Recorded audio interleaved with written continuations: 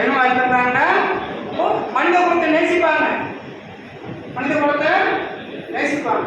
போர் வருவதற்கு காரணம் உணவு தான். மனிதனோட எண்ணங்கள் பரிணாமிக்கிறது உணவு அடிப்படையில் தான். அதனால மூன்றாவது உணவான சமைத்த அசைவ உணவு நமக்கு தேவையா அப்படின்னு யோசிக்கணும்.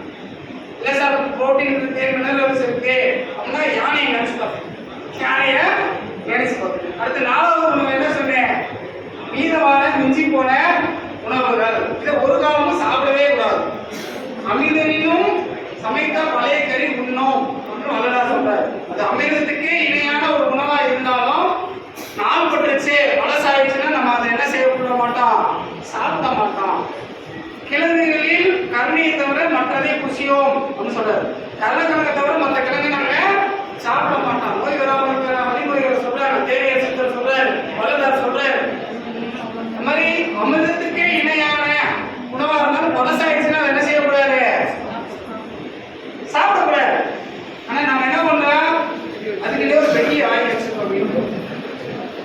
இன்னைக்கு ஞாயிற்றுக்கிழமையா சின்ன மாணவர்கள் கீழே போட்டு வைக்கிறா, அதை ஒரு தடவை சமைத்த உடனே மறு தடவை ஸ்கூல் கொடுக்கும் போதே நோயை ஏற்படுதுன்னு சொல்றாங்க. அது உள்ள சாச்சுரேட் பொருட்கள் சேஞ்ச் ஆகி ஃபேட் கொலஸ்ட்ரால் கன்வெர்ட் ஆகி அதை மீண்டும் மறுநாள் எடுத்து சுட வச்சு சாப்பிட்றோம். கறி குழம்பு 3 நாள் சுட வச்சு சாப்பிட்றோம். அப்புறம் என்ன ஆகும், ரொம்ப நோய் வரும். மீதமான உணவுனா மீதம் வச்சு விட்டுருங்க, அதாவது சமைங்க, இல்லை யாருக்காச்சும் அதை கொடுத்துருங்க. எப்பயும் உணவை வேஸ்ட் பண்ணணும். உணவை ஒரு காலம் வேஸ்ட் பண்ணவே கூடாது. இப்போ பண்டிகை உட்காந்து சாப்பிட்றீங்களா, 10 ஐட்டம் வைக்கிறாங்களா, உங்களால் சாப்பிடணும்னு உங்களுக்கு தெரியும், வேணாலும் சொல்லிடுங்க. என்ன சொல்ற முன்னாடி வைக்கிறாங்களா, அது தப்பு. நீங்க வைக்கிற அளவுக்கு நீங்க என்ன பண்றீங்க, சுகர் பேஷண்ட்டுக்கு 4 நட்டு வச்சா வைக்கணும்னு சொல்றீங்களா, வேணாம்னு சொல்றீங்களா? நல்லா கவனிச்சுக்கோங்க. உணவை வீண் செய்வதற்கு உங்களுக்கு உரிமை கிடையாது. இந்த உலகம் ஒரு மூலையில இங்கே நம்ம உணவை வீணடிக்கிறோம். இதே ஆப்பிரிக்கா, எத்தோலிபியா, சோமாலியா கண்ட்ரிகள் என்ன ஆகுது, ஒருவேளை உணவுக்கு குழந்தைகள் இல்லாமல் மராமஸ் போன்ற கொடிய நோய்கள் செலுத்தலாம். ஒரு புகைப்படம் உலக ஃபேமஸ் ஆச்சு. ஒரு 3 வயது 4 வயது குழந்தை சாவோட விழிப்புல உணவு கிடைக்காம சுக்கி போய் உட்காந்துருக்கு. அது பக்கத்திலே ஒரு விடுதலை கழுவும் என்ன செய்யுது, உட்காந்துருக்கு. எப்படா அந்த குழந்தை சாவு வந்துருக்கு. இந்த நிலை நமக்கு வர்றதுக்கு எவ்வளவு நாளாகும்? உணவின் மீது உங்களுக்கு அலட்சியம் அதிகமாக இருக்கிறது. உணவை ஒரு பொழுதும் வீண் செய்யக்கூடாது. நீங்கள் ஒரு விவசாயியா இருந்தீங்கன்னா கண்டிப்பா செய்ய மாட்டீங்க. ஒரு கத்திரிக்காய், ஒரு தக்காளி, ஒரு நெல், ஒரு அரிசி விளைவிக்க விவசாயி எவ்வளவு பாடுபடுறாரு, அந்த விவசாயிகளை கவலைப்படவே மாட்டோம். இன்னைக்கு நம்ம பணம் கொடுத்து தான் எல்லாம் வாங்குறோம், ஆனா அது மேல் உள்ள மதிப்பை உணர்வதில்லை. எதுக்கு இறைவனுக்கு அன்னாபிஷேகம் பண்றோம்? அன்னம் என்பது இறைவனுக்கு இணையான ஒரு பொருள். உணவை ஒரு பொழுதும் வீண் செய்யக்கூடாது. ஒரு மேலும் வாங்கி சாப்பிடுங்க, எனக்கு வேணும்னு சொல்லுங்க. ஒரு விசேஷத்துல ஒரு திருமணம் நடத்துறாங்கன்னா அந்த 2 பார்ட்டிக்கு எவ்வளவு காசு செலவழிக்கிறாங்க. அதோட பார்ட்டிக்கு நல்ல உணவு கொடுக்கணும், கடன் கூட வாங்கி செலவழிப்பாங்க. ஆனா நம்ம அசால்ட்டா என்ன பண்றோம்? நான் இங்க ஒரு கருத்தை பதிவு செய்ய விரும்புகிறேன். நீங்க உங்க பிள்ளைகளுக்கு விசேஷம் வச்சீங்கன்னா தயவு செய்து நிறைய டிஷ் ப்ரொவைட் பண்ணாதீங்க. உண்மையிலே கொஞ்சம் சொல்லி வேஸ்டா தான் போகிறேன்.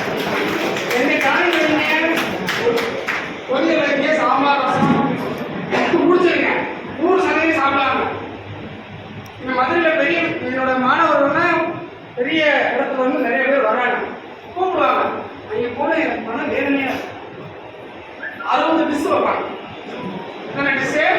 60 டிஷ் இருக்கும். உங்களுக்கு பபே சிஸ்டர், நார்த் இந்தியன், சைனீஸ், வீட்டுக்கு சூப்பு வகைகள் எல்லாமே 70% உப்பு தட்டிக்கிறாங்க.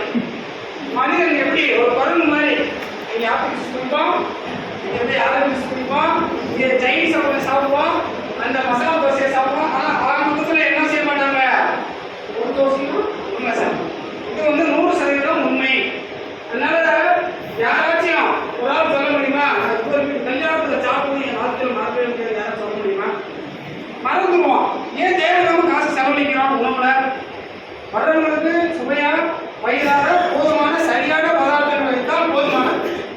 நம்ம 20 ஐட்டம் வைக்கிறோம், 30 ஐட்டம் வைக்கிறோம்னா யாரும் அதை வரலாற்றில் பதிவு பண்ண போறதில்லை. இப்போ வீட்டில் சாப்பிட்ற மாதிரி சாப்பாடு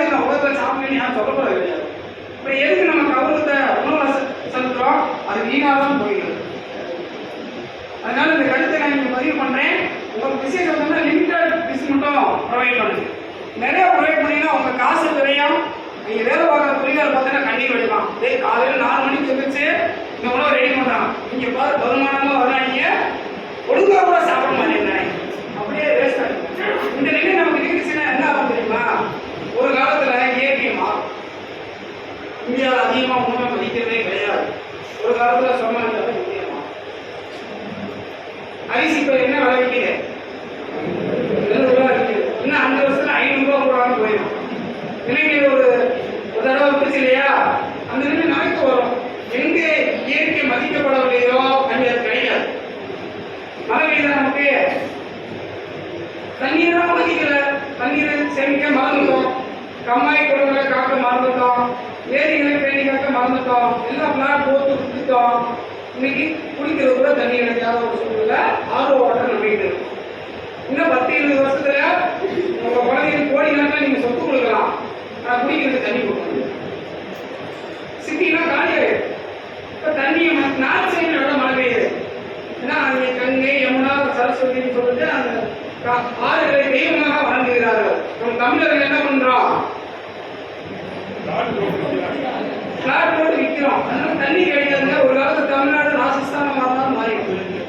இயற்கையை நாம் மதிக்க வேண்டும், உணவிற்கு மதிப்பளிக்க வேண்டும். வேதங்கள்ல உணவை இன்னும் மந்திரம் சொல்லணும்னு சொல்றோம். சாப்பிட்றதுக்கு முன்னாடி உணவை தெய்வமாக மதித்து உண்பதும் உணவே உடுப்பதும் உணவே எல்லாம் உன் இச்சைக்காக, எல்லாம் உனக்கு ஆத்ம சமர்ப்பணம். இறைவா நம்ம சொல்லிட்டு அந்த உணவை நம்ம சாப்பிடணும். அப்படி சாப்பிட்டீங்கன்னா அது உணவாக இருக்காது, அது என்னவா மாறிடுறேன், பிரசாதமா மாறிடும். உடம்புக்கு எந்த நோயும் உண்டு பண்ணாது. நம்ம சாப்பிடும்போது எத்தனை பேர் உணவை மட்டும் கவனம் செலுத்தி சாப்பிடலாம்? தியானம் என்பது என்ன? யோகாமனாவுக்கு நான் சொல்றேன், தியானம் என்பது தனித்து ஒரு அறையில் ஒரு 20 நிமிடம் கண்மணி செய்வது கிடையாது. எந்த செயலை செய்தாலும் அதில் முழு மனதை ஒன்றி செய்வது தியானம். எந்த செயலை செய்தாலும் முழு மனதும் அதை நினைத்திருக்க செய்வது தியானம். ஒரு சாப்பாடு சாப்பிட்டீங்க, முழு மனசு எதில் இருக்கணும்? சாப்பாடுல இருக்கணும். இங்க வார்த்தை பார்த்துட்டே சாப்பிடுவோம். இங்க ரிமோட் இல்லையா? ரிமோட் இல்லைன்னா அது ஒரு சங்கடம். டிவி ஆன் பண்ணிட்டு தான் சாப்பிடுவோம். என்னது சாப்பிடணும்னு எனக்கு தெரியாது. அப்படி சாப்பிட்டீங்கன்னா அது விஷமாக மாறும். உணவு இருக்கும்போது உணவை மட்டும் சிந்தனை செய்யுங்க, இல்லாம பேசாதீங்க. நீ பார்ப்பேன் நீங்க எத்தனையோ ஒழுங்கா சாப்பிடுறீங்க. பயிற்சி என்பது அதுவே தொடங்குது. இப்போதே இந்த காலமே பயிற்சியை தொடங்கணும். சாப்பிடும்போது கதை பேசக்கூடாது, வெட்டி கதை பேசக்கூடாது. உணவை நன்கு மென்று சாப்பிட வேண்டும். சுவைத்து ரசித்து ருசித்து உணவை அரைத்து கூர்மமாக்கி சப்பையாக்கி நீராக விடுங்க வேண்டும்.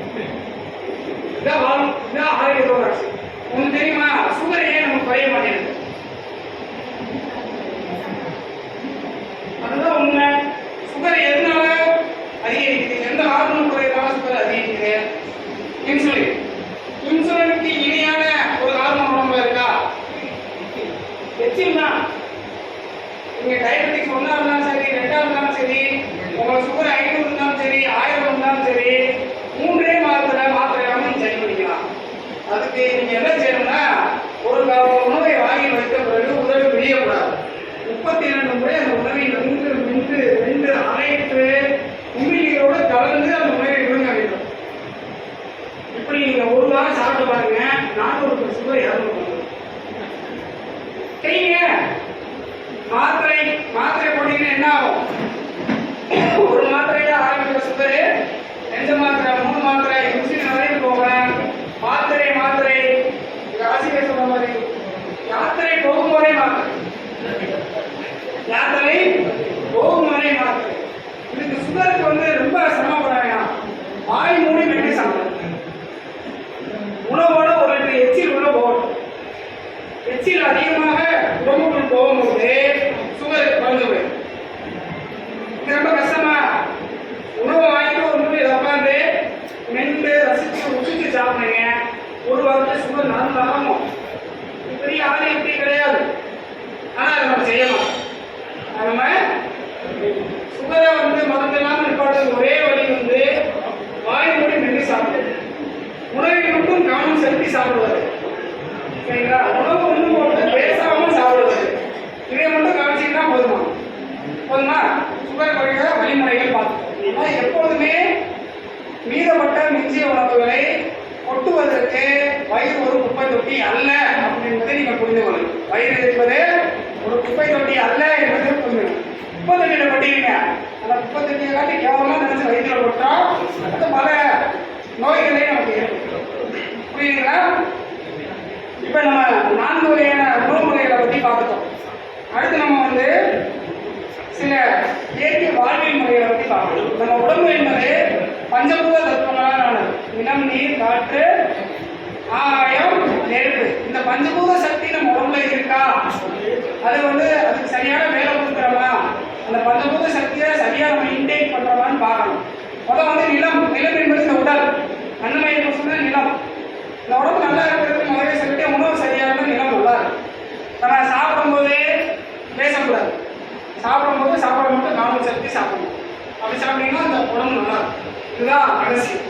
பெருசா நீங்க பாதாம், முந்திரி, பிஸ்தா சாப்பிடுறீங்க, பூவை குடிச்சா கூட உணவை நினைத்து கொண்டே நீங்க சாப்பிட்டு வந்தீங்கன்னா சுகர் நல்லா இருக்கும். சுகர் குறையிறதுக்கு ரொம்ப அற்புதமான வழிமுறை உணவை மட்டும் சிந்தனை செய்கிறார். உணவை மட்டும் பொழுது டிவி பார்க்கிறதோ பேசுறதோ எதுவும் செய்யாதீங்க. ஒரு உணவை வாயில் வைத்துவிட்டால் 32 முறை மென்று அரைத்து கூர்மமாக்கி உமிழ்நீருடன் விளங்குங்கள். 1 மாதத்தில் சக்கரை கட்டப்படும். இதை செஞ்சு பார்க்க நீங்க சொல்லுங்க. ரைட்டுங்களா? அடுத்து தண்ணீர். நீங்க ஏற்கனவே சொன்னேன், ஆர்வ தண்ணின்றது அரிப்பை ஏற்படுத்தும், சளியை ஏற்படுத்தும், பல நோய்கள் ஏற்படும். நமக்கு நல்ல தண்ணியும் கிடைக்காத ஒரு சூழல் தள்ளப்படட்டும். கார்பரேஷன் வாட்டர் தான் நல்ல வாட்டர் இருந்தது. சமீப காலமா அதுவும் ரொம்ப மோசமாயிடுச்சு.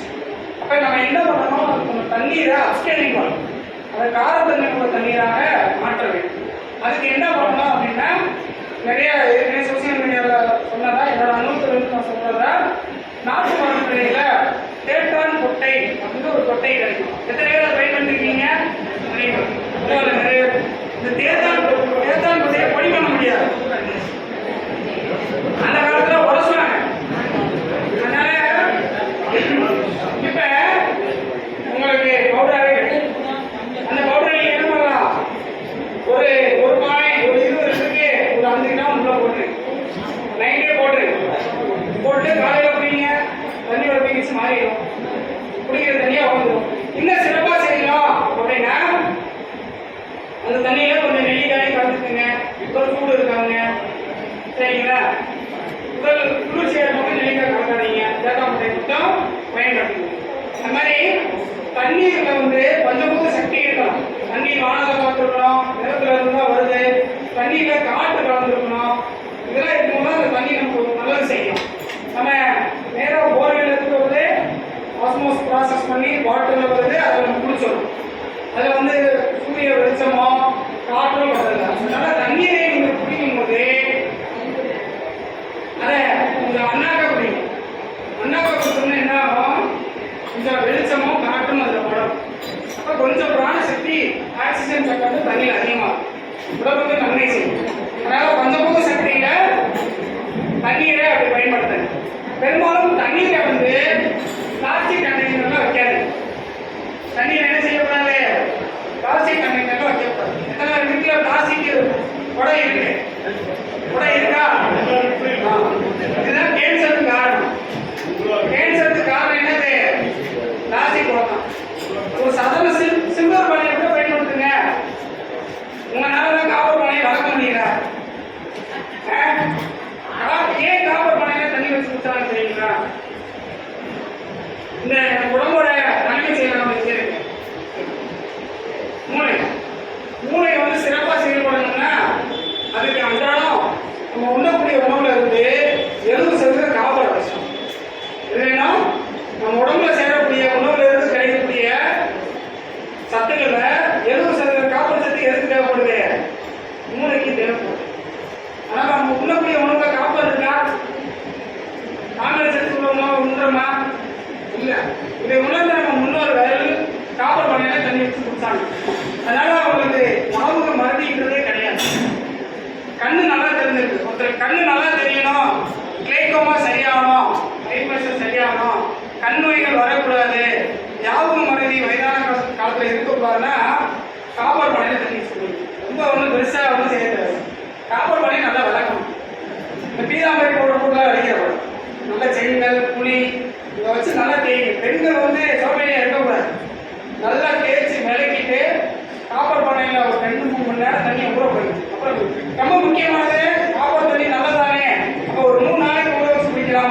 அப்படின்னா அது விஷமா மாறிடும். காப்பர் பானையில 8 மணி நேரத்துக்கு மேலே தண்ணி வைக்கணும். 8 hours. காப்பர் பானையில எவ்வளவு நேரம் தண்ணி வைக்கணும்? 8 hours. அதுக்கு மேல தண்ணி கீழே ஊற்றிக்கணும். அதுக்கு மேல அதில் பச்சையை வச்சிடும். அது வாமிட் சென்சேஷன் போன்ற பிரச்சனைகள் ஏற்படும். சரிங்களா? மழை காலத்தில் காப்பர் பானை யூஸ் பண்ணுங்க. வெயில் காலத்தில் மண்மனை யூஸ் பண்ணுங்க. உங்க ஆர்வ வாட்டரோட அப்ஸ்கேலிங்க ஆர்வ வாட்டரோட 7.4 இந்த ரெண்டுமே நம்ம வீட்டில் கிடையாது. நல்லா டிசைனா பிளாஸ்டிக் கண்டெய்னர், ஆஃபீஸ்லேயும் பிளாஸ்டிக் கண்டெய்னர், வீட்டில் பிளாஸ்டிக் குடம் இதை பயன்படுத்துறதுனால தான் அன்னோன் ப்ராசஸ் கேன்சர், அன்னோன் உடம்புல கட்டி வருது, கவலை வருது, தைராய்டு பிரச்சனை வருது, இனம் முடியாத புற்றுநோய்கள் வருவதற்கெல்லாம் காரணம் என்னது? பிளாஸ்டிக் பயன்பாடு. பிளாஸ்டிக் பயன்பாடை குறைச்சிருங்க. பிளாஸ்டிக் பயன்படுத்தாதீங்க. 2 சில்வர் பானை வாங்கி வச்சுக்கோங்க, ஈஸியாக இருக்கும். தண்ணி குடிக்கிறதா அதை பயன்படுத்துங்க. இந்த மாதிரி பாத்திரங்களை ஈய பாத்திரம் பயன்படுத்தும், சில்வர் பாத்திரம் பயன்படுத்தும். இதெல்லாம் அன்னோன் கேன்சர் வருவதற்கு நிறைய காரணமாக இருக்கு.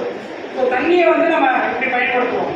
இன்னும் சிறப்பாக சொல்லணும்னா, ஒருத்தருக்கு மூளையோட நினைவுத்திறன் குறைவாக இருக்கு, வயதான காலத்தில் யோகம் அதிகமாக இருக்கு அப்படின்னா அதை சரி பண்ணுறதுக்கு என்ன சத்து வேணும்னு சொன்னேன்? தாமரை சத்து, காப்பர் சத்து இருக்கும். காப்பர் சத்து அதிகம் உள்ள ஒரு பூ எது? வெண்தாமரை. வெண்தாமரை. ஏன் சரஸ்வதி போய் தாமரையில் உட்கார வச்சிருக்காங்க? வெண்தாமரையில காப்பர் நிறைய இருக்கு. அது எல்லாமே சித்த மருத்துவம் தான். சரஸ்வதி வெண்தாமரை உட்காந்துருக்காங்கன்னா என்ன அர்த்தம்? இந்த தாமரை பூவை கல்யாணம் போட்டு குடிச்சேன்னா சரஸ்வதி மாதிரி சகல நாணமும் கிட்டும் அப்படின்றத அதோட சிம்பாலிக். புரியுதுங்களா? அதனால வெள்ளத்தாமரை உள்ள நல்லாவே கிடைக்குது. மாட்டுத்தாவணி மார்க்கெட்டு போங்க, ஒரு 50 பூவை வாங்குங்க, இதில் மட்டும் வச்சு காய போடுங்க. நல்லா காஞ்ச மாதிரி வெயில காய வைங்க. மிக்சிலையோ கொடுத்து அரைச்சி பவுடர் பண்ணி வச்சுக்கோங்க. டீ குடிக்கிறதுக்கு போதில் ஒரு ஸ்பூன் வெண்தாமரை பொடியை போடுங்க, கொஞ்சம் தக்காளி போடுங்க, 2 ஏலக்காய் போடுங்க, 2 டம்ளர் தண்ணி விடுங்க, 1/2 டம்ளர் ரத்த வைங்க, எடுத்து குடிங்க. காலை மாலை ஒரு 20 நாள் குடிங்க. மறந்து போன பேரில் தண்ணி இருக்கும். மூளை அபாரமாக செயல்படும். இதே பிரச்சனை வராது. ஆனால் நம்ம என்ன பண்ணிக்கிறோம்? குடிக்கிறோம், ஹார்லிக்ஸ் கொடுக்குறோம். ஹார்லிக்ஸ்ல ஆரம்பத்தில் ஒண்ணுதான் இருந்துச்சு.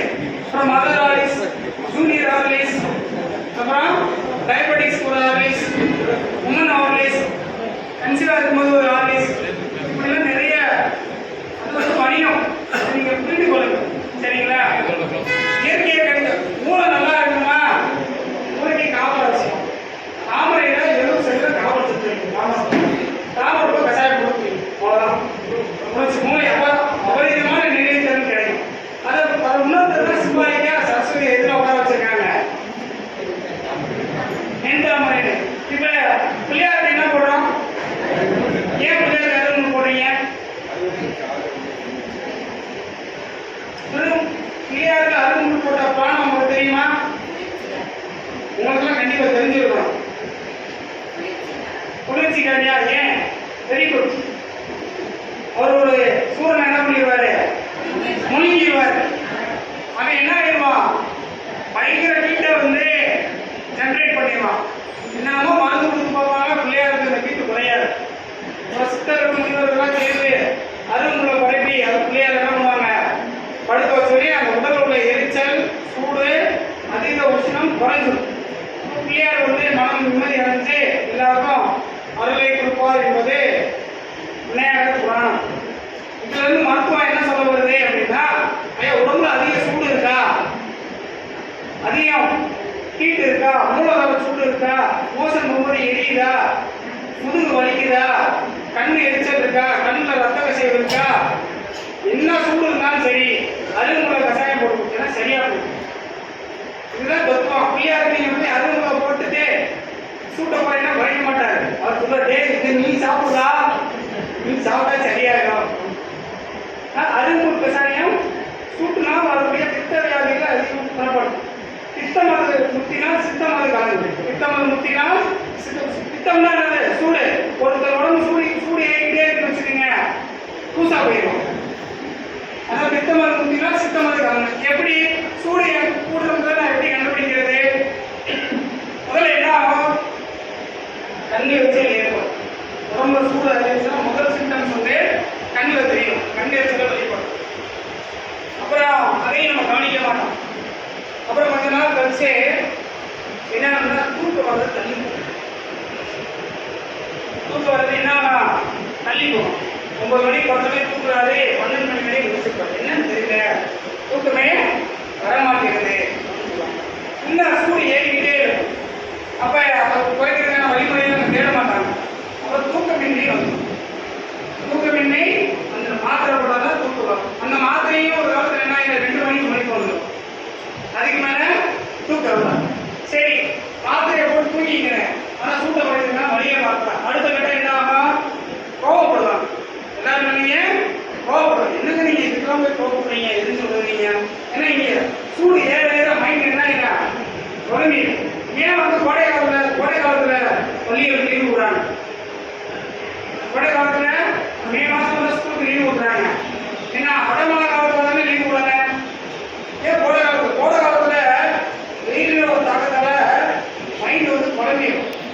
அதனால வாத்தியார் சொல்லி கொடுத்த பாடத்தான் பிள்ளைகள் புரிஞ்சுக்கலாம். ஆனால் வாத்தியார் டென்ஷனாகி பையனை போட்டு அடிச்சிடும், இல்லாட்டி பையன் டென்ஷனாகி வாத்தியார அடிச்சிடும். இது பாதுகாப்பு. ஏன்னா மே மாசம் லீவு விடுறாங்க. இதை புரிஞ்சுக்கிற நம்ம உடம்புல சூடு ஏறும் போது கண் எரியும், தூக்கம் வராது, மைண்டு குழம்பி கோவப்படுவோம். ஒரு காலகட்டத்தில் அப்பயும் நம்ம சூடை குறைத்துக் கொள்ளவில்லைனால் பைத்தியமாக மாறிவிடும். சூடு வந்து அதை பித்தம் முத்தினால் சித்தம் அது கலங்கும். சித்தம் கலங்கிடுச்சுன்னா தெரியாம போயிடும். அப்போ இந்த சூட்டை குறைக்கிறதுக்கு அருங்கல் சாறு மிக அருமையான மருந்து.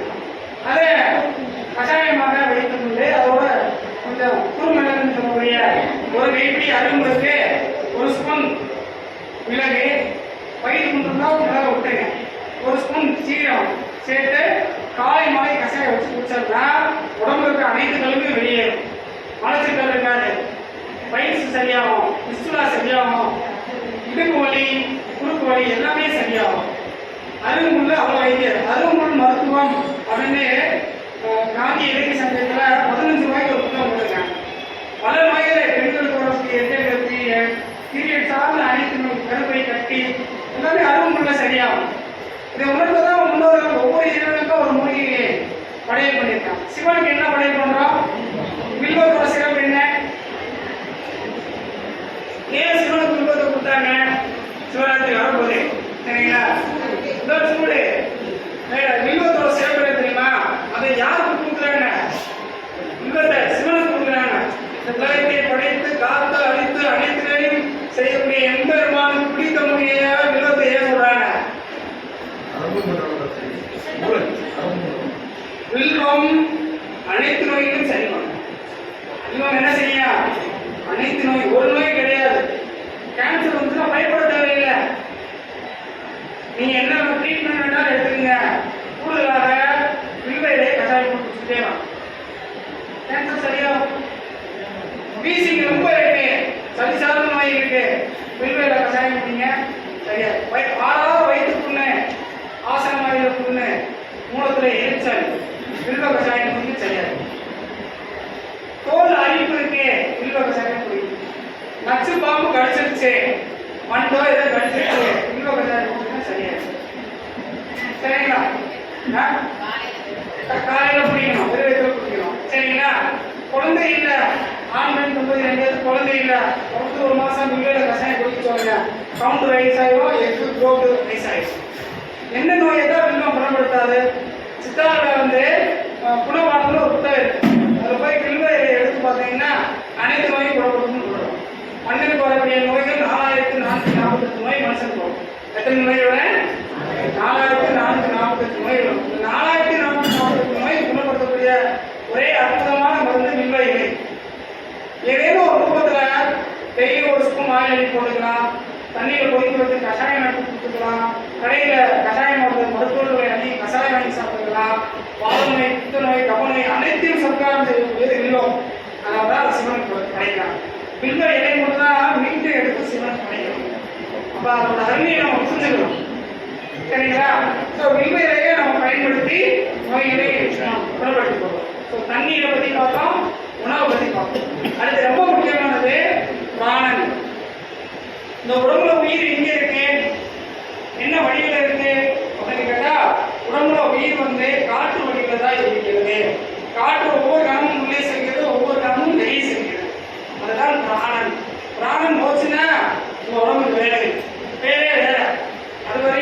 இருந்துவாங்க, பிராணம் முடிச்சுன்னா அதை எப்போ எடுப்பாங்கன்னு கேட்பாங்க. அது மரியாதையே இல்லை. சரிங்களா? அப்போ பிராணன் இருக்கும் வரை உடம்புல நோய் இல்லாமல் இருக்கும். உடம்புல எந்த நோய் வந்தாலும் பிராணன் அதிகமாக இருந்தால் நோய் செய்யும்.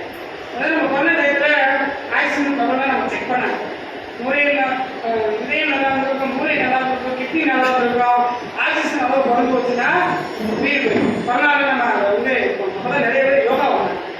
இப்போ யோகாவில் இந்த பிராணன் என்று சொல்லக்கூடிய உயிர் சக்தியை கட்டுப்படுத்துவதற்கு, அதை வளர்த்தெடுப்பதற்கு, அதை நம் வசப்படுத்துவதற்கு பயிற்சி. அதுக்கு பேர் தான் பிராணாயாமம். அதுக்கு பேர் தான் என்னது? பிராணன் பிளஸ் யாமம், பிராணனை கட்டுப்படுத்தும் கலை. பிராணனை கட்டுப்படுத்தினா இந்த என்ன சொல்றாங்க? உயிரை வளர்க்கும் கலை. உடம்பு வளர்க்கறதுக்கு என்ன சாப்பிடலாம்? உயிரை வளர்க்க முடியுமா? உயிரை வளர்க்கறதுக்கு ஒரே கலை வந்து பிராணாயாமம். அப்ப காலையில இருந்து காலை மாலை சரி நீங்க பிராணாயாமம் செஞ்சுட்டே வந்தீங்கன்னா நீங்க எத்தனை நாள் உயிர் வாழணுமோ அத்தனை நாள் உயிர் வாழணும். நம்ம கடைசி காலத்தில் நமக்கு மரணம் எப்படி சம்பவிக்கிறது? உடம்பில் அதிகமான சளி சேரும். சளி தொண்டை அடைக்கும். தொண்டை அடைச்சு பிராணனை உள்ளவே போக விடாது. பிராணன் வெளியேறி இறந்து எல்லாருக்கும் மரணம் சம்பவிக்கிறது சளி கபம். சளி தான் மனிதனுக்கு யமன். நல்லா புரிஞ்சுக்கங்க. உடம்பு வயதான காலத்துல சளி சேராம வச்சுக்காங்க. சளி சேராம வைக்கிறதுக்கு ஒரே வழி என்ன? பிராணாயாமம் செய்வது. இப்ப ஒரு சின்ன விஷயம் சொல்றேன். நம்ம வீட்டில் வளர்க்குற நாய் எத்தனை வருஷம் உயிரோட இருக்கு? 10 வருஷம் வச்சுக்குவோம். சரிங்களா? முயல் இருக்குல்ல, முயல் எத்தனை வருஷம் உயிர் வாழும்? அதான் 4 இருந்து 5 வருஷம். நாய் வந்து 10 இருந்து 12 வருஷம் செத்து போயிடும். ஆமை இருக்கு, கடலாமை, அது எத்தனை வருஷம் உயிர் வாழும்? 200 வருஷம், 300, 3000. கடலாமை வந்து 300 இருந்து 500 வருடம் உயிர் வாழும். நாய் வந்து 12 வருஷத்துல செத்து போதும். முயல் 5 வருஷத்துல செத்து போகுது. ஆமை 500 வருஷம் இருக்கு. மனுஷன் நம்ம 120 வருஷம். மனிதனோட ஆயுள் காலம் என்னது? 120 வருஷம். இதுக்கெல்லாம் ஒற்றுமை என்ன? ஏன் ஒரு ஆமை வந்து 500 வருஷம் இருக்கு? ஏன் ஒரு நாய் வந்து 12 வருஷத்துல செத்து போகுது? ஒரு மனுஷன் 120 வருஷத்துல அதில் பாதி ஆகி போச்சு. சரிங்களா? இத்தனை வருஷத்துல செத்து போனா அப்படின்னு சித்தர்கள் நிறைய பண்ணாங்க. அப்ப அவன் கண்டுபிடிச்ச விஷயம், இதுக்கு காரணம் ஆயுள் காலத்துக்கு காரணம் மூச்சு. மூச்சின் அடிப்படையில் தான் உயிரோட ஆயுள் காலம் அதிகரிக்குது கண்டுபிடிச்சாங்க. இப்ப எடுத்துக்காட்டா முயல் எடுத்துக்கோம். முயல் ஒரு நிமிடத்துக்கு எத்தனை முறை சுவாசிக்க தெரியுமா? 74 இருந்து 78 முறை சுவாசிக்கும். முயல் சுவாசத்தை பார்த்தீங்கன்னா இப்படி இழைச்சுக்கிட்டே வரும். அப்ப யார் வேகமாக சுவாசிக்கிறாங்களோ சீக்கிரம் செத்துக்கிறோம். நமக்கு இறைவன் நமக்கு ஆயுள் காலத்துல வந்து நாட்களையோ டைம்லையோ கொடுக்கல. இறைவன் நமக்கு ஆயுள் காலத்தை மூச்சை கொடுத்துருக்காங்க. இவருக்கு 5,02,503 மூச்சு. அந்த 503 மூச்சை விடும்போது போய் சேர்ந்துருவாங்க. சரிங்களா? அது மாதிரி அக்கௌண்ட் எப்போ ஓப்பன் ஆக? தாயோட கருவறையிலிருந்து வெளியே வரும் இல்லையா, அது வரைக்கும் குழந்தை வசந்தா இந்த தொப்புள் கொடி வரைக்கும் சுவாசிக்கலாம். எப்போ தொப்புள் கொடியை வெட்டுறாங்களோ அப்போதான் மூச்சு கொடி என்ன செய்ய எஸ்பிஐல அக்கௌண்ட் ஓப்பன் பண்ணியாச்சு. உங்கள் அக்கௌண்ட் ஆக்டிவ் வந்துருச்சு. அது வந்து 5,02,503 மூச்சுன்னு இறைவன் கொடுத்து வச்சிருக்காரு. இந்த மூச்சை வந்து எவ்வளோ கவனமாக நீங்கள் சேமிக்கிறீங்களோ அவ்வளோ காலம் வாழ்நாள். இதான் ரகசியம். நீங்கள் வேகம் வித்ரா பண்ணீங்கன்னா அக்கௌண்ட் என்ன வித்ரா பண்ணக்கூடிய செயல் என்ன? பயப்படுறது, கோவப்படுறது, ஓடுறது, அதிகமாக காம வயப்படுறது, கண்ட உணவை சாப்பிட்றது, செரிமானத்துக்கு அதிக பிராணசக்தியை கொடுக்கறது, தேவையற்ற செயல்கள் செய்வதனால நம்ம பிராணசக்தி என்ன ஆயிடுது? வேகமாக குறையுது. அக்கௌண்ட் டெய்லி 4 லட்சம் எடுத்துக்கிட்டே இருக்கீங்க, சீக்கிரம் அக்கௌண்ட் க்ளோஸ் ஆகிடும். அப்போ சித்தர்கள் பார்த்தாங்க, எப்படா இன்னும் மேற்கொண்டு டெபாசிட் பண்ணணும்னு யோசிச்சாங்க. அதுதான் பிராணாயம். முயல் வந்து 74 முறை சுவாசிக்கிறதுனால 5 வருடத்துல மரணிச்சு. நம்ம வீட்டில் வளர்க்குற நாய் ஒரு நிமிடத்துக்கு 44 முறை சுவாசிக்கும். நாங்கள் தொங்க போட்டு இறச்சிக்கிட்டே இருக்கு. 12 வருஷத்துல போய் சேர்ந்தது. ஆனா 500 வருடம் ஆகக்கூடிய ஆமை ஒரு நிமிடத்திற்கு 1 சுவாசமோ 2 சுவாசமோ செய்கிறது. அப்படியே மூச்சை நிதானமா ஒரு 30 செகண்ட் உள்ளெடுக்குது, ஒரு 30 செகண்ட் நிதானமா வெளிப்படுது. அதனாலதான் 500 வருஷம் உயிர் வாழும். 500 வருஷம் உயிர் வாழ மட்டும் இல்ல, ஒரு ஒழுக்கத்திற்கு ஐம்புலன்களை அடக்கக்கூடிய திறனுக்கு எதை எடுத்துக்காட்டா சான்றோர்கள் சொல்றாங்க? ஆமையை தான் சொல்றாங்க. வள்ளுவர் என்ன சொல்றாரு? ஒருமையில் ஆமை போல 5 அடக்கலாற்றின் எல்மையும் ஏமா புடைத்து சொல்றாரு. ஒருவன் ஒரு பிறவியில ஆமை போல 5 புலன்களை அடக்கி ஒழுக்கமாக வாழ்வான ஆனில் அது அவனோட 7 பிறவிக்கு தொடரும். உங்களோட அசட்டு உங்க கூட வராது, உங்களோட சொத்து, உங்களோட படிப்பு எதுவுமே உங்க கூட வராது. இந்த பிறவியில நம்ம எந்த அளவுக்கு ஒழுக்கமாக இருக்கிறோமோ அதன் அடிப்படையில் அடுத்த பிறவி அமையும். அது 7 பிறவிக்கு தொடரும். ஆமை போல ஒழுக்கமா இருக்கும். அப்படிப்பட்ட அந்த ஆமை ஒரு நிமிடத்திற்கு ஒரு முறை சுவாசிக்கிறது. 500 ஆண்டுகள் உயிர் வாழ்கிறது. நம்ம எத்தனை தடவை சுவாசிக்கிறோம்? நம்ம 100 வருடம் உயிர் வாழணும்னா ஒரு நிமிடத்திற்கு 15 முறை சுவாசிக்கிறது. 15 18 மண்ணினோட இயல்பான சுவாசம். வயது ஆக என்ன ஆகுது? மூச்சு கொஞ்சம் தூரம் நடந்தாலே மூச்சு வாங்க. வயது ஆக நிமிடத்திற்கு 20 முறை 40 முறை சுவாசிக்கிறோம். அப்ப நம்ம அப்பன் வேகமாக சுவாசம். அப்ப பிராணாயாமம் கற்றுக்கொண்டோமானால் பிராணாயாமத்துல மூச்சை எப்படி இருக்கிறது, மூச்சை எப்படி வெளியே விடுறது, மூச்சை எப்படி அடக்கிறது, மூச்சை எப்படி ஆழப்படுறது எல்லாமே சொல்லி தருவாங்க. அதை முறையாக கற்றுக்கொண்டோம்னால் மூச்சு நம்ம வசப்படும். இப்போ மூச்சு நம்ம கட்டுப்பாட்டியா இருக்கு, அது பாட்டு போது வெளியே வருது. ஆனா நம்ம கட்டுப்பாட்டில் வச்சுக்கிட்டோம்னா நாம் நினைத்த நேரம் வரை உயிர் வாழ முடியும், நினைத்த மறு கணத்திலே உயிரை நீக்கிக் கொள்ளவும் முடியும். இதுதான் சித்தர்கள் செஞ்சாங்க. வயதான காலத்துல நம்ம பிள்ளை நம்மளை காப்பாற்றுவான், நம்ம பேர குழந்தைங்க கஞ்சி ஊற்றுவாங்க அப்படின்னா நம்ம யாரையும் நினைத்து கவலைப்பட தேவையில்லை. நான் போதுமன்ற அளவுக்கு என் வாழ்க்கையை நீட்டிக் கொள்ள முடியும். இந்த வாழ்க்கையை கடமைகளை முடித்து விட்டால் மறுநிலைமை நான் சமாதியில் அமர்ந்து என் உடம்பை சுவிட்ச் ஆஃப் செய்து கொள்ள முடியும். அப்படிப்பட்ட ஒரு அற்புதமான கலை தான் பிராணாயாமம். அந்த கலையை நம்ம கத்துக்காமலே இருந்துட்டோம். வெளிநாட்டுல கத்துக்கலாம். ஆன்லைன்ல காலையில கிளாஸ் எடுக்கிறேன். அமெரிக்கால இருந்து நம்ம தமிழர்கள் வராங்க. ஈவினிங் கிளாஸ் எடுக்கிறேன். அமெரிக்காவில், ஆஸ்திரேலியாவில், சிங்கப்பூர்ல இருந்து கிளாஸ் வராங்க. இந்த மனதுக்கு பக்கத்துல இருக்க பக்கத்து வீட்டுக்காரருக்கு கிளாஸ் வரணும். நம்ம யோகாவா செட் ஆகாதுப்பா. இளைஞர் மத்தியில் என்ன நினைப்பு இருக்கு? அதெல்லாம் பெரியவங்க வந்து வயசானவங்க. இளைஞர்கள் என்ன நினைக்கிறாங்க? பேரப்பிள்ளைய யோகாவை சேர்த்துக்கணும். குழந்தைகளுக்கு யோகா தேவையே இல்லை. அவன் யோகா கிளாஸ் கண்ணு மூடு தியானம் பண்ணா அவன் மணல் போகணும். குழந்தைகளுக்கு யோகா விளையாடணும். யோகா வந்து இளைஞர்களும் முதியோர்கள் தான் செய்யணும். இளைஞர்கள் என்ன நினைக்கிறா? ஜிம்முக்கு தான் பெஸ்ட்டு போறோம். முதியோர்கள் என் பேர குழந்தை செஞ்சா போகணும்னு நினைக்கிறேன்.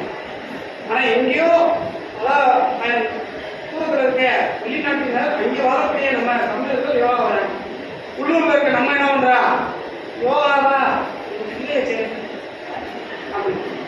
தயவு செய்து பிராணாயாமம் டெய்லி செய்யுங்க. இன்னமும் நமக்கு டைம் இருக்கு. இன்னைக்கு நீங்க ஆரம்பிச்சாலும் நம்ம வாழ்நாள அதிகரிச்சு சொல்லணும். குணப்படுத்த முடியாத மூட்டு வலிக்கு நாடி சுத்தி பிராணாயாமம் காலையில ஒரு 10 ரவுண்டு, ஈவினிங் ஒரு 10 ரவுண்டு பண்ணுங்க. ஒரே மாசத்துல மூட்டு வலி இல்லாம கழுத்து ரொம்ப தேய்மானம் சரியாது. பிராணாயாமத்தை வந்து ஒரு நாள் கற்றுக்க முடியாது. முறையா ஒரு ஆசிரியர் வந்து முடிஞ்ச அளவுக்கு நான் ஒரு 1/4 மணி நேரம் பயிற்சி சொல்லி தரேன். அதை நம்ம செய்யணும். அப்ப பஞ்சபூத சக்தியில காற்று என்பது ரொம்ப அவசியம். புதுசா ஒரு கார் வாங்குறீங்க, எல்லா இன்ஜினும் கரெக்டா இருக்கு, பக்காவான காரு டெலிவரி எடுக்கிறீங்க. 4 டயர்ல காற்று இல்லாட்டினா நகரவே முடியாது. அதுதான் நம்ம உடம்பு. உடம்புல எல்லாமே நல்லா இருக்கும், மூச்சு சீராக எல்லாம் வேஸ்ட். அந்த மூச்சை சரி செய்வது பிராணாயாமம். அதற்கு பஞ்சபூத சக்திகளை காற்றை சரி செய்வதற்கு பிராணாயாமம் செய்யணும். அவ்வப்போது தனிமையான இடமா செல்லணும். ராமகிருஷ்ணன் என்ன சொல்றாரு? அற்புதமா சொல்றாரு. ஒரு செடி வச்சு மரம் வளர்க்குறோம், செடியை வச்சு மரம் வளர்க்குறோம். வளர்க்கும் போது நம்ம என்ன செய்வோம்? தண்ணி ஊற்றுனா போதுமா? இந்த செடியை பாதுகாக்கிறோம். பாதுகாக்கிறதுக்கு என்ன செய்வோம்? ஒரு வேலி போடுவோம். அந்த வேலி இட்டாதான் அந்த செடி என்ன இருக்கும்? நல்லா வளர்ந்து மரமாகும். மரமாச்சுன்னா அதை பற்றி கவலைப்பட தேவையில்லை. சப்போஸ் வேலி போடலை அப்படின்னு என்ன ஆகும்? மாட கடிச்சிடும். அது மரமாகிறது அதாவது கஷ்டப்படும். இது போல இல்வாழ்க்கையை நாம் ஆரம்பிக்கும் பொழுதே, இந்த இல்வாழ்க்கை குடும்ப வாழ்க்கையை நாம் ஆரம்பிக்கும் பொழுதே அந்த செடிக்கு வேலி இடுவது போல நாம் நமக்கு வேலி எடுத்துக் கொள்வதற்கு தினசரி தியானம் செய்ய வேண்டும். குடும்பத்தில் சண்டை சச்சரவு வராமல் இருக்கிறேன், மனைவி ஒரு பிரச்சனை, கணவன் ஒரு பிரச்சனை, சொல்லு பேச்சு கேட்காத பிள்ளைகள் ஒரு பிரச்சனை, பத்தாக்குறைக்கு நோய், பொருளாதார சிரமம், தொழில், போட்டி, பொறாமை, எவ்வளவு விஷயத்தை நம்ம இன்வால்வ் சந்திக்க வேண்டியது. இதெல்லாம் கடந்து நமக்கு மேலே வரணும்னா அதுக்கு ஒரு வேலை அவசியம். அந்த வேலை தான் தியானம். அந்த வேலை தான் என்னது? தினசரி 1/2 மணி நேரம் உட்காந்து தியானம் பண்ணுங்க. முதல்ல மனம் வைப்ரேட் ஆகும், கொஞ்ச நாள் கவனிச்சு மனம் அடங்கும். மனம் அடங்குமே உள்ள இருந்து குருநாதர் பேசுவார். அதான் உங்களுக்குள் குறையும் இறைவன். ராமகிருஷ்ணன் மீண்டும் சொல்றாரு, எதையோ சுத்தம் பண்ணாத, உன் மனதை சுத்தம் செய், அந்த ஆசனத்தில் இறைவன் வந்து அமர்வான். அந்த ஆசனத்தில் இறைவன் வந்து அமர்வான். மனதை சுத்தம் செய்தால் இறைவன். மனதை சுத்தம் பண்றதுக்கு என்ன பண்ண? தியானம் செய்யும். தெய்வம் எப்பெல்லாம் ஓய்வு நேரம் இருக்கோ வாட்ஸ்அப் பார்க்காதீங்க, இன்ஸ்டாகிராம் பார்க்காதீங்க, தூக்கி வச்சுட்டு தியானம் 10 மினிட்ஸ் மூச்சை கவனிங்க. அது ரொம்ப கஷ்டமா இருக்கும். கொஞ்ச நாள் அது ஒரு பழக்கமாக மாறிடும். அப்புறம் மனம் அமைதியான இறைவன் உள்ளே வருவார். அவரே அவருக்கு குருவாக வெளியே வருவார். ஒரு நபர் வரும்போதே நமக்கு சொல்லிடுவாங்க, ஆளுநர் சொன்னோம், இந்த பழக்க வச்சுக்காத, இது சரியில்லை அப்படின்னு சொல்லிடுவோம். அப்படியே நம்ம அந்த ஆபத்திலிருந்து நம்ம நீக்கிடுவோம். இறைவன்றது நமக்குள்ள உரையக்கூடிய சக்தி. அது உள்ள வரணும்னு நம்ம மனதை சுத்தமாகும். மனதை சுத்தமாக தினசரி என்ன செய்யணும்? தியானம் செய்யும். தியானம் தான் உங்களுக்கு செடிக்கு வெளியிடுறது போல, சரிங்களா? தியானம் செய்யாம அப்படின்னா மனசு ரொம்ப கஷ்டம். நீங்க சமுதாயத்தில் உள்ள நோய்களுக்கு முதன்மையான காரணம் மன அழுத்தம். It's called psychosomatic disorder. 55 நோய்களுக்கு காரணம் மனநோய் தான் சொல்றோம். சுகர் வந்து ஒரு மனநோய். சுகர் குறைய மாட்டேங்கிறதுக்கு காரணம் மனசு ஸ்டேபிள். ரொம்ப எதையாச்சும் நினைச்சு வருந்துக்கிட்டே இருந்தா சுகர் வரும். சுகர் வருவதற்கு முதன்மையான காரணம் என்னது? மன அழுத்தம்.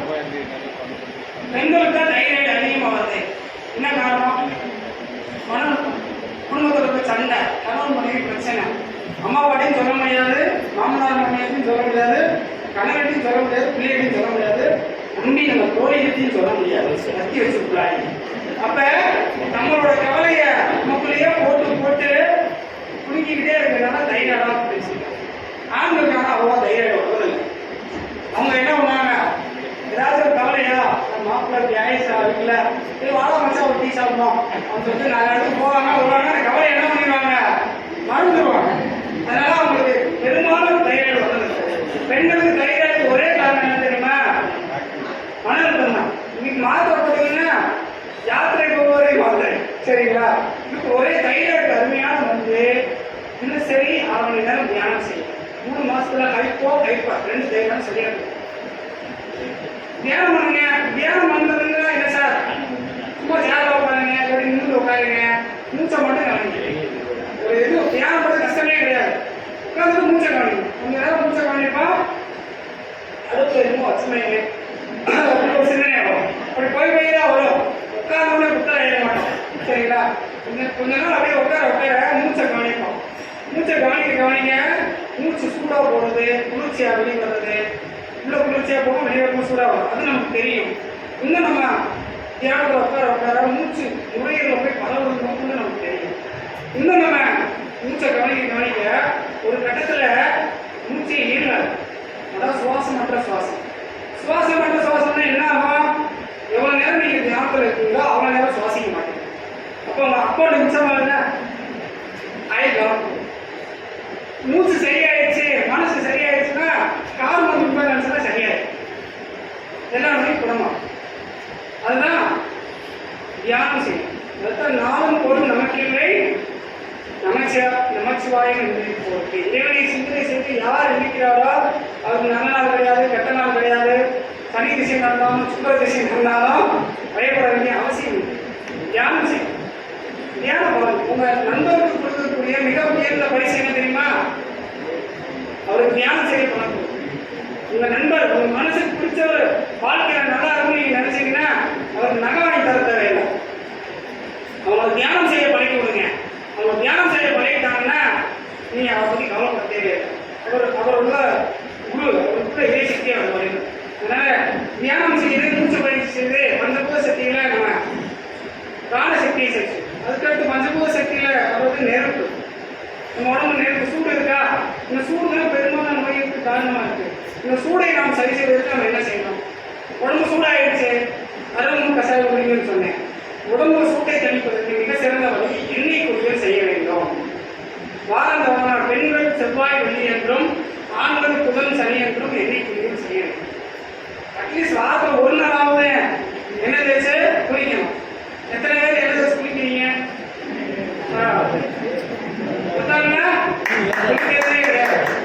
எண்ணெய் குளியல் செய்யணும்னா நீங்க வந்து எந்த டாக்டரையும் பார்க்க தேவையில்லை.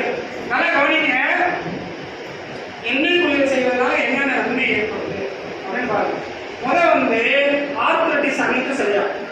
இப்போ நம்ம பைக் வச்சிருக்கோம், 3 வருஷம் ஓட்டிகிட்டே இருக்கோம், 6 மாதத்துக்கு ஒரு ரூபா மெக்கானிக்கை கொடுத்து ஆயில் சேஞ்ச் பண்ணுறோம், க்ரீஸ் போடுறோம், அப்போதான் அது ஒழுங்காக ஓடும்.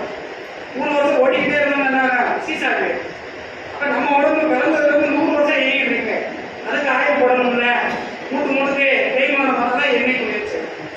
எந்த ஆர்த்ரைட்டிஸ் ஆரோக்கியத்துக்கு கூட இருக்கு, ரொமாட்டாய்டு ஆர்த்ரைட்டிஸ் இருக்கு, மூட்டு வலி இருக்கு, கழுத்து வலி இருக்கு, தொடர்ந்து 12 வாரங்கள் எண்ணெய் குளியல் பண்ணால் செய்யாது. எண்ணெய் குளியலுக்கு என்ன? அதெல்லாம் நல்லெண்ணெயே எடுத்துக்கணும். சார் எனக்கு கொஞ்சம் சளி பிடிக்கும், நல்லெண்ணெயில் ஒரு 5-6 வெள்ளை பூண்டு, 1 ஸ்பூன் சீரகம், 5 மிளகு போட்டு சுட வைங்க. அதை ஆலைய பிறகு எடுத்து தேய்ச்சி குளிங்க. இன்னும் சிறப்பாக சித்த மருந்து சொல்லணும்னா, சித்த மருந்து கடைகளில் சுக்கு தைலம்னே கிடைக்குது. சுக்கு நிறைய மூலிகைகளை போட்டு காசு வச்சிருப்பாங்க. சித்தா மெடிக்கல் ஷாப்பில் போய் சுக்கு தைலம் தான் கொடுப்பாங்க. அதை வாங்கி லைட்டாக வாங்கி உடம்புலாம் தேய்ச்சி எண்ணெய் தேய்ச்சி குளிக்கிறது ரூல்ஸ் இருக்கு. அதை போல தெரிஞ்சுக்கணும். எண்ணெய் தேய்ச்சி குளிக்கும் போது காலையில் 5 மணிலேருந்து 8:30 கிலோ குளிச்சிடணும். சரிங்களா? எண்ணெயை ஊற்றி தவிர்த்து உடம்புலாம் தேய்ச்சிடணும்.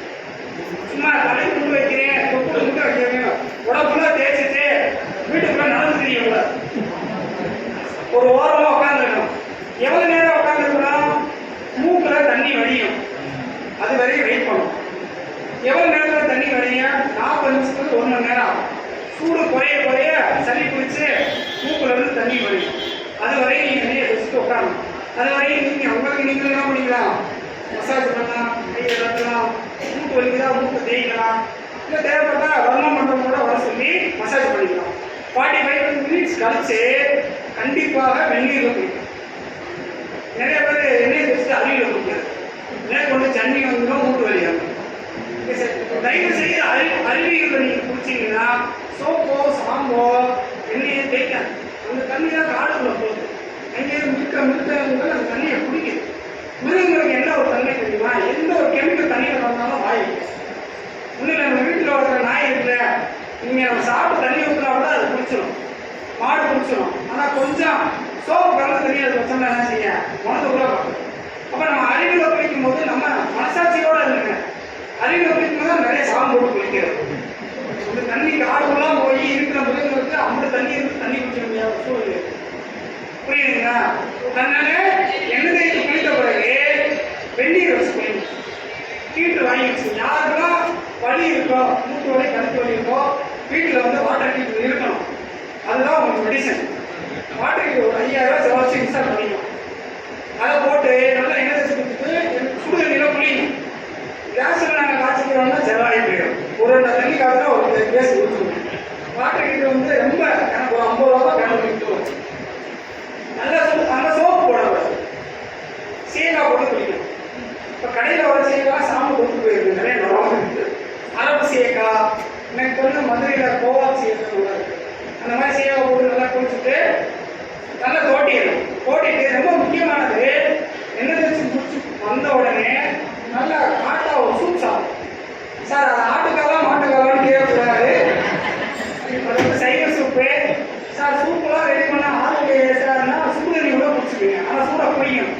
ஏன்னா நம்ம எண்ணெய் தேய்க்கும் போது 3 வகையான சளி இருக்கும் மனுஷனுக்கு. மண்டையில் சளி இருக்கு, தொண்டையில் சளி இருக்கு, நெஞ்சில் சளி இருக்கு. இந்த 3 சளி ஏதாவது ஒரு சளி ஒருத்தனை பாடுபடுத்திக்கிட்டே இருக்கும்.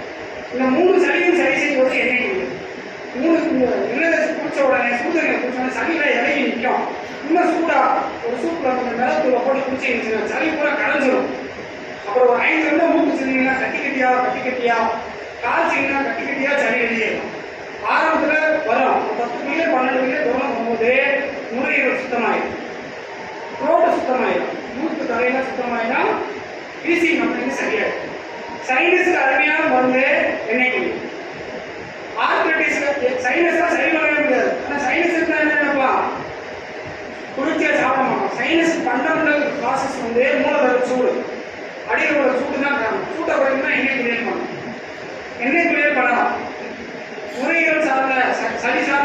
சரியாகும், ஆர்த்ரைட்டிஸ் சரியாகும், சரிங்களா?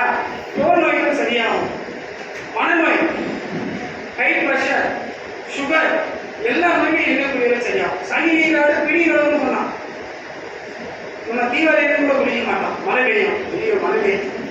அதனால எண்ணெய் குளியல் பண்ணி எண்ணெய் குளியல் செய்ய முடியல, உங்களுக்கு எண்ணெய் குளியல் செய்ய முடியல, கஷ்டமா இருக்கு. சித்தர்கள் ஒரு குளியல் பொடி சொல்லியிருக்காங்க, அதை நீங்க பெண்மணி எல்லாம் ஈஸியாக அனுப்பிச்சுக்கணும். 5 மூலிகை தான், அது பேர் பஞ்சகல்ப குளியல் சொல்லணும். பஞ்சகல்ப குளியல் சொல்லணும், ரொம்ப ஈஸியான மருந்து. ஒன்று கடுக்காய பொடி வாங்கிங்க, கடுக்காயை வாங்கி தட்டி கொட்டையை எடுத்து தோல் மட்டும் பயன்படுத்தும். கடுக்காய், அப்புறம் நெல்லிக்காய், கடுக்காய், நெல்லிக்காய், அப்புறம் வெள்ளை மிளகு, வெண்மிளகு எல்லாமே நாட்டு மருந்து கடையில் கிடைக்குங்க. ஆமாம், வெண்மிளகு, வெள்ளை மிளகு, கஸ்தூரி மஞ்சள்,